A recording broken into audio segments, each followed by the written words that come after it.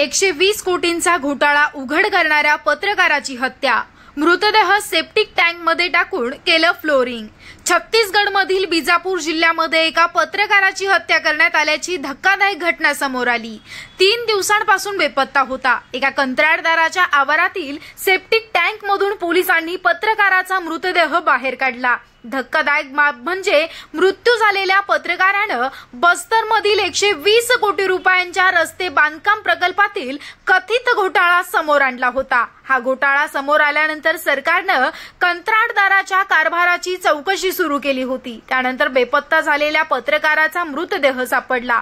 पोलिसांनी दिलेल्या माहितीनुसार 1 जानेवारीच्या रात्रीपासून बेपत्ता असलेले 33 वर्षीय पत्रकार मुकेश चंद्राकर यांचा मृतदेह शुक्रवारी संध्याकाळी बिजापूर शहरातील चट्टनपारा भागातील एका कंत्राटदाराच्या आवारातील सेप्टिक टँकमधून सापडला। मुकेश चंद्राकर बस्तर जंक्शन नावानं YouTube चॅनल चालवत होते। या प्रकरणी छत्तीसगडचे मुख्यमंत्री विष्णुदेव यांनी गंभीर दखल घेतली असून गुन्हेगारांना कठोर शिक्षा दिली जाईल असंही त्यांनी म्हटलं। मुकेश चंद्राकर यांचा मृतदेह त्या जागेतून सापडला तो परिसर कंत्राटदार सुरेश चंद्राकर यांचा असल्याची माहिती पोलिसांनी दिली। कॉम्प्लेक्समध्ये बॅडमिंटन कोर्ट आणि नोकरांची घरं आहेत। बिजापूरचे रहिवासी पत्रकार मुकेश चंद्राकर हे 1 जानेवारीच्या रात्रीपासून घरातून बेपत्ता होते। यानंतर त्यांचा मोठा भाऊ युकेश चंद्राकर यानं पोलीस ठाण्यात तक्रार दाखल केली।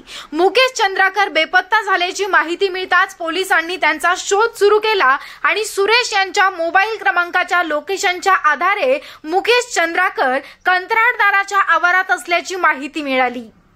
या प्रकरणी पोलिसांनी काही जणांना ताब्यात घेतलं। पीडित व्यक्तीच्या भावानं कळवलं की मुकेश 1 जानेवारीपासून बेपत्ता आहे। आम्ही कारवाई सुरू केली, सीसीटीव्ही फुटेज तपासले आणि त्याचे शेवटचं लोकेशन देखील सापडलं। संध्याकाळी एका टाकीमध्ये मुकेशचा मृतदेह सापडला असे एका वरिष्ठ पोलीस अधिकाऱ्याने सांगितले।